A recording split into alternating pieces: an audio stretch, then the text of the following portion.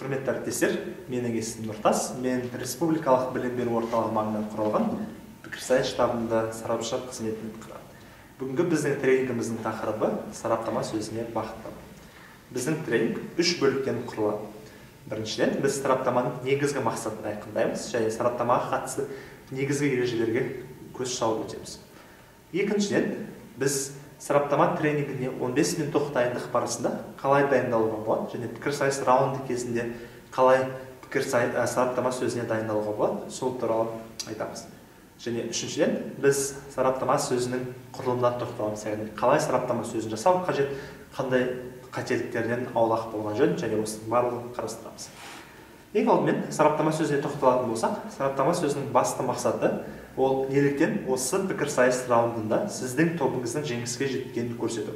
Сіз оны басқа команданың аргументтеріне қарсылық келтіру арқылы жасай аласыздар, яғни басқа команданың аргументін тікелей жоққа шығару арқылы жасай аласыздар.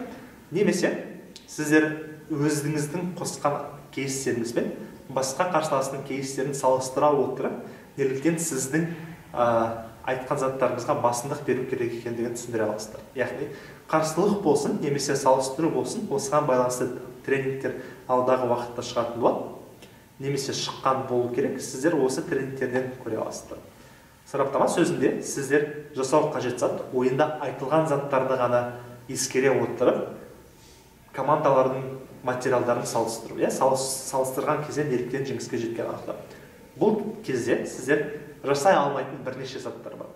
Ең алдымен сіздер жаңа аргументтер қоса алмайсыздар. Себебі пікірсайыс ол барлық командалардың әділ бір-бірімен пікірталасқа түсуі болатын болса, ең соңғы спикердің ойынға жаңа аргумент қосқаны басқа командаларға әлбетте әділетсіз, себебі оған ешкім жауап бере алмайды. Сондықтан да осындай әділеттілікті сақтауға бағытталған ережелерді сіз де сақтауларыңыз қажет. Сәйкесінше сіздер сараптама сөзінде ешқандай жаңа аргумент қоспауларыңыз керек. Онымен қоса сіздер сараптама сөзінде жаңа қарсылық қоса алмайсыздар APF форматында. Мысалы, APF форматында сіз ойында айтылған заттардың негізінде ғана жұмыс жасауыңыз қажет. Онымен қоса сіздер өз аргументтеріңізді одан әрі терең дамыта алмайсыздар. Яғни белгілі бір тезис бірінші не екінші спикерде айтылатын болса, оны толығымен ашу қамтылмайды. Сіздер жасай алатын зат, ол ойында айтылған заттарға байланысты пікірсайыс метрикасын енгізу арқылы неліктен сіздің тобыңыздың жеңгенін дәлелдеу. Яғни ойында айтылған заттар бар, ойында бірнеше аргументтер айтылуы мүмкін. Осы аргументтерді сіздер қандай метрика бойынша салыстыру қажет, осыны ұсынып, соны түсіндіріп, солай сіздер командалардың үлесін бір-бірімен салыстыра аласыздар. BPF форматында сіздер жаңа аргумент қоса алмайсыздар, бірақ сіздер жаңа қарсылық, немесе жаңа фрейминг, немесе жаңа салыстыру қоса аласыздар. Осылай сіздер сараптама жасай аласыздар. Сараптама сөздің ерекшелігіне тоқталатын болса, жоғарыдағы айтылғанның көп бөлігі, яғни мақсаты барлық формат үшін бірдей болатын болса, әртүрлі ережелер, мысалы сұрақ қойға байланысты немесе қандай заттарды айтуға болады, немесе қандай заттарды айтуға тыйым салынған секілді заттар форматқа ерекшеленеді. Мысалы, BPF форматында сараптама сөзі ол екінші үстелдердегі екінші спикерлердің сөзі болатын болса, оларға 7 минут берген, осы 7 минуттың ішінде олар сараптама жасай алады. Сараптама сөзінде сұрақты осы спикерлерге бірінші және соңғы минут аралығында қоя аласыздар. APF немесе оқушыларға арналған форматта сараптама спикерлеріне сіздер сұрақ қоя алмайсыздар. Себебі сұрақ қою мүмкіндігі қарастырылмаған. APF форматында жасай алатын заттарыңыз, сіз қарсылықтың 3 түрін келтіре аласыздар. Біріншісі, егер спикер сіздің жеке басыңызға қол сұғып жатса, сіз осыны төрешіге айтып ескерте аласыз. Немесе жаңа аргумент айтып жатса, спикер сіз осыны да төрешіге жаңа аргумент, немесе жаңа қарсылық, немесе жаңа бір аргументті терең дәлелдеу болып жатса, спикердің қатарынан сіз осыны да ескеріп, төрешіге мынау жаңа зат етінде көрсете аласыз, және төреші оны қабылдамау өз еркінде, яғни өз еркінде деген мағына, қаласа қабылдайды, қаламаса қабылдамайды деген емес. Расында да ол жаңа зат па немесе жаңа зат емес па, төреші осында анықтап өзі шешім шығарады. Және үшіншісі ол уақыт лимиті, яғни бұл туралы кейінірек тоқталамыз. Сараптама сөзінің басқа сөздерден қандай айырмашылығы бар, соларды айтатын болсақ, қарапайым сөзде, мысалы конструктивті бөлімде кез келген форматта болмасын, спикерлердің басты мақсаты өзінің аргументін жетік түсіндіру, толық түсіндіру болатын болса, яғни барлық жаңағы толығымен ашуға тырысатын болса, бұл жерде байқау қажет зат, яғни басқа конструктивті бөлімде командалардың басқа спикерлермен байланысқа түсуі шектелген болуы мүмкін, ол тек қарсылық шегінде ғана болуы мүмкін, немесе өте аз мөлшерде болуы мүмкін. Себебі спикерлер басты мақсаты өзінің аргументтерін толық түсіндіруге бағытталған болатын болса, сараптамашы ретінде сізде уақытыңыздың барлығын басқа командалардың аргументтерімен байланысқа жұмсайсыз, яғни оларға қарсылық келтіресіз, немесе олардан неліктен басым екендігіңізді түсіндіресіз. Яғни сіздің уақытыңыз айтылған аргументті одан әрі түсіндіруге, терең болсын, немесе кішкене болсын да түсіндіруге қатты бағытталмаған. Керісінше сіз айтылған заттың шеңберінде неліктен осы басқа заттардан қарағанда басым екендігін түсіндіресіз. Сараптама сөзіне дайындық қалай жасауға болады? Мысалы, API форматын алатын болса, API форматында екі ғана команда ойнағандықтан кейін жасау қажет, меніңше, келесі заттарды жасауға болады. Ең алдымен, екі ғана команда болғандықтан кейін сіздер ойластыратын зат, ол осы тақырыпты жеңу үшін мен және менің қарсылас тобым қандай заттарды дәлелдеу қажет. Яғни пікірсайыс ол әр қашанда екі топқа айтатын әртүрлі аргументтер бар екенін ескеретін алаң екендігін есте сақтағандарың үшін. Яғни кез келген тақырыпта үкімет немесе оппозиция тараптан да айтылатын аргументтер болады. Тек бір жақты қарулардың болу мүмкіншілігі өте төмен. Кез келген жағдайда екі тарапқа да әртүрлі аргументтер айтыласыз. Сіздің мақсатыңыз 15 минуттық дайындық кезінде осы ең мықты аргументтерді анықтап алып, осы екі аргументтің өзін қалай салыстыруға болады, сол туралы ойлана аласыздар. Әлбетте, оппозицияның немесе үкіметтің өзіңіздің қарсыласыңыздың аргументін толығымен дәлелдеудің немесе толығымен дамытудың қажеті жоқ. Жай ғана басты идеясымен өзіңіздің басты идеяңызды алып, осы екі аргументті қалай салыстыруға болады, қандай критерийде менің аргументім басымырақ түседі, сол туралы ойласаңыздар. Екіншіден, сіз өзіңіздің аргументтеріңізді жалпы неліктен басымырақ екендігін түсіндіруге тырыссаңыз болады. Мысалы,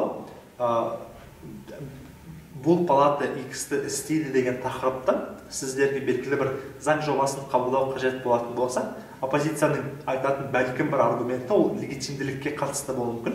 Сондықтан да сіз өзіңіздің дайындық уақытыңыздың барысында неліктен бұл жасауға легитимді екендігін ойланып, легитимділік клешіне неліктен сіз жеңетіндігіңізді түсіндіріп отырсаңыздар болады, жазып отырсаңыздар болады. Немесе осындай бәлкім оппозициядан айтылады деген аргументтерге әртүрлі жауаптармен қатар өзіңіздің аргументтеріңізді қалай күшейтуге болады, неліктен олар осы ойында басым, сол туралы ойланғандарыңызды жөн. Неліктен бұл сіздерге пайдалы болады. Себебі қараңыздар, екі ғана команда болғандықтан кейін сізге әлде қайда оңай болады раунд барысында өзіңіздің пікірсайыс сөзіңізді ары қарай мықтырақ етуге. Себебі альтернативада сіз ештеңе жасамайсыз, сіз оны раунд барысында жасасыз. Раунд барысында екі ғана спикер болғандықтан, екі ғана команда болғандықтан кейін уақыт жағынан сізге азырақ мүмкіндік берілгендіктен кейін, себебі сіз әлі екінші спикерді тыңдауыңыз керек, өзіңіз сөз айтасыз. Сондықтан да әріптесіңізге көмектесесіз, онымен қоса раундтың барысындағы атмосфера сізге қиын тиюі мүмкін, белгілі бір ыңғайсыздықтарды тудыруы мүмкін. Сондықтан да сізде альтернативада қандай да бір болмасын белгілі бір артықшылық болады. Сізде кішігірім сараптама сөзінің дайын нұсқасы болады. Әрине, сіз осы ойлаған заттарыңызды айтпауы мүмкін, бірақ сіз ештеңе жоғалтпайсыз, одан ештеңе жоғалтпайсыз. Егер осы заттарды айтылатын болса, онда сізге керемет, айтылмаса, онда ештеңе жоғалтпайсыз. Бірақ көп жағдайда ол раундта жеңіске жететін аргументтердің саны өте көп болмағандықтан кейін сіздер ойлаған клэштер, ойлаған аргументтер айтылу мүмкіншілігі әлде қайда жоғары. Раунд барысында мен сіздерге беретін кеңес, ол ең алдымен оппозицияның басты идеясын ұғынып алсаңыздар жөн. Яғни олардың 8 минутын толық тыңдап отырудың қажеті жоқ, себебі көп жағдайда егер сіз аргументтің қайда тезисін естісеңіз, онда сіз оның ары қарай неге кетіп жатқанын түсіне аласыз, яғни немесе басын естісеңіз, аргумент ары қарай нені меңзегісі келеді, соны түсіне аласыз. Мысалы, бұл палата парламенттегі әйелдерге квота береді дейтін болса, онда үкімет бәлкім осы қоғамда әйелдердің рөлін заңнамалық тұрғыда арттыру туралы аргументті айтатын бәлкім түсінуге болады. Және бұл толық аргументтің түсіндірілуін жіті тыңдап отырудың қажеті жоқ, себебі дебаттың соңында сіздің жасағыңыз келетін зат, ол дәл осы ойында неліктен аргумент, бүтіндей бір аргумент орындалады деп ескеретін болса, әлі де сіздің айтып жатқан заттарыңызға ұтылатындығын айта аласыздар.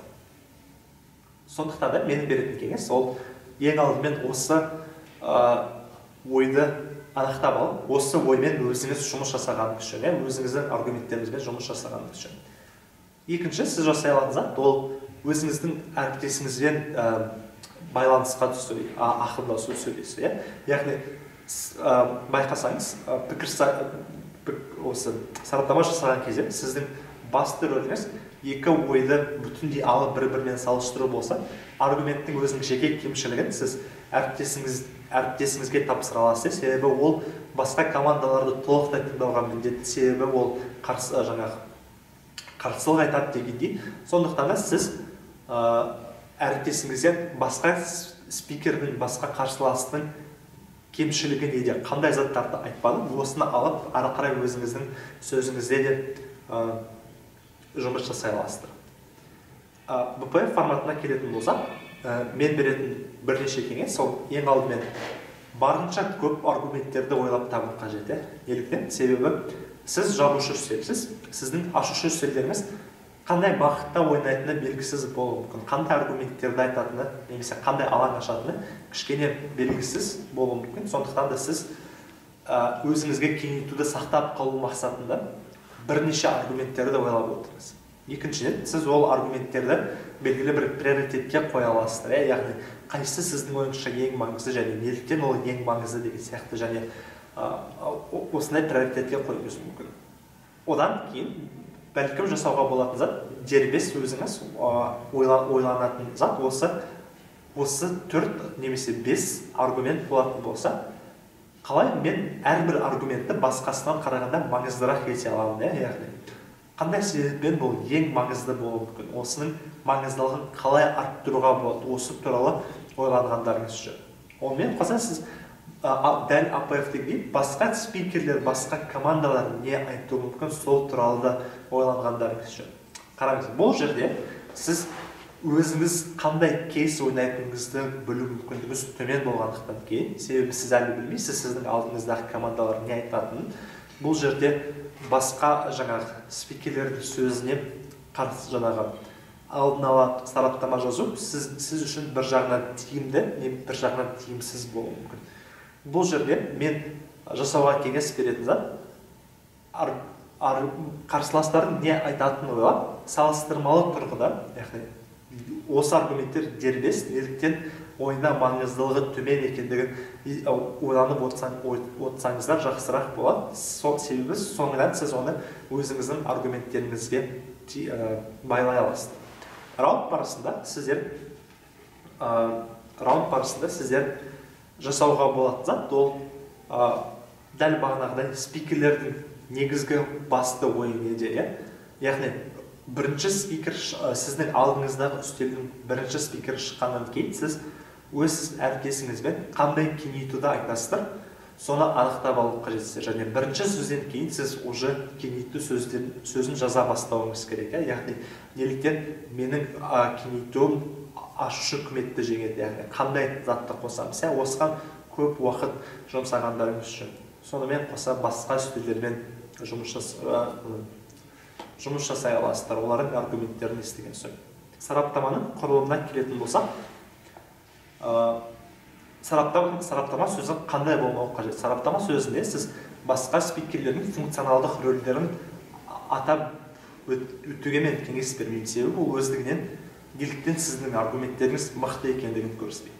Мысалы, спикерлердің жиі жасайтын қателігі ол үкімет дефиницияны айтпады, немесе үкімет алаңды дұрыс құрмады, немесе үкімет, немесе оппозиция тек тезис айтты, немесе мынандай аргументті айтты, ал оған мынандай қарсылық жауап берді. Осының барлығын тізіп айтты, ол керемет сараптаманың мысалы емес. Керемет сараптаманың мысалы ол екі аргументті алып, неліктен сіздің жеңгеніңізді көрсету. Мысалы, сараптаманың құрылымын үш бөлімге жіктеуге болады. Ең біріншісі ол сіз өзіңіздің осы ойында айтқан заттарыңызға қысқаша шолу жасай аласыздар. Мысалы, бұл палата минималды жалақыны көтереді деген тақырып болатын болса, сіз айта алатын зат бәлкім қалай бұл көбірек ақша айналымына алып келеді, қалай аз қорғалған экономикалық тұрғыдан аз қорғалған адамдарға көбірек пайдалы болады. Осындай секілді аргументтерді айттық деп айтуымыз мүмкін. Екінші, сіз жасайтын зат, сіз осы ойындағы белгілі бір қақтығыс нүктелерін анықтап аласыздар. Яғни қақтығыс нүктелері ол мысалы қай әлемде мысалы жұмыссыздық саны көбірек болады, немесе аз болады, немесе қай әлемде экономикаға бүтіндей алғанда экономикалық даму мүмкіншілігі мемлекеттің әлде қайда жоғары немесе төмен болады, немесе адамдардың жағдайы жалпы қай әлемде жоғары немесе төмен болады. Осы туралы заттарды сіз белгілі бір қақтығыс нүктелерін анықтап аласыз. Және қақтығыс нүктелерін анықтап алған соң сіз қайсысын біз приоритетке қойымыз керек? Яғни өзіңізге ұтымды, өзіңіздің айтқан аргументтеріңіз қақтығыс нүктесіне түссе, қайсысын біз приоритетке қойымыз керек, осымен жұмыс жасай аласыздар.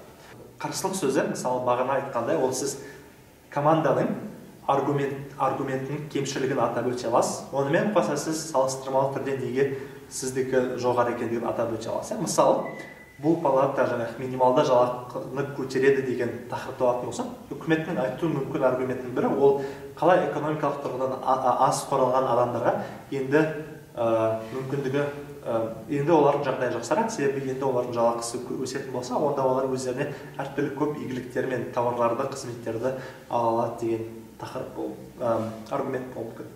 Ал оппозицияда сіздің айтуыңыз мүмкін аргумент ол қалай бизнеске қиын болады, немесе қалай жұмысшылық саны көп болады деген секілді заттарды айтуыңыз мүмкін. Мысалы, оппозиция ретінде сіз сараптама сөз жасаған кезде, ең алдымен қарсыластың аргументінің кемшілігін немесе кемшілігін атап өткен кезде, сіз жасай алатын зат ол егер үкімет осы заңнаманың аясында адамдардың ақшасы көп болған салдарынан жағдай жақсарады десе, онда ол емес, себебі жалақылардың өсуімен қатар әртүрлі тауарлар мен қызметтердің де жалақысы өседі, себебі олар өздерінің қызметкерлеріне де енді көбірек жалақы төлеуге мәжбүр болғандықтан, осы белгілі бір кеткен шығынды тауарлардың бағасын арттыру арқылы жасауы мүмкін. Соның салдарынан үкіметтің айтып жатқан біздің жететін пайдамыз деген ол негізінен zero sum benefit, яғни ешқандай пайда өздігінен жоқ, себебі бұрын олар мысалы алманы 400 теңгеге сатып алатын болса, енді олар пропорционал түрде өскен бағаға, яғни 700 теңгеге сатып алады, сондықтан олардың шығыстары дәл солай пропорционал түрде өседі, олардың жағдайы еш жақсармайды деген сияқты. Осындай бір кемшілігін атап өтуіңіз мүмкін. Немесе сіз жасай алатын зат ол олардың аргументін қабылдап, тіпті егер олардың аргументі шын болса да біз әлі де жеңеміз деп көрсете аласыздар. Мысалы, сіз айтуыңыз мүмкін зат, құрметті төреші, минималды жалақы өссін, бірақ одан кейбір адамдар ғана белгілі бір пайдаларды алады. Себебі экономиканың заңы бойынша, егер біз минималды жалақыны өсіретін болсақ, онда бізге қажетті еңбек өнімі, яғни еңбек сұранысы азаятын болады. Сондықтан да біз жұмысшылар санын азайтуға белгілі бір дәрежеде мәжбүр боламыз. Сондықтан да біз оны алатын жұмыскерлерімізге қоятын талаптарды едәуір күшейтіп, біз оған енді көбірек ақша төлеп жатырмыз.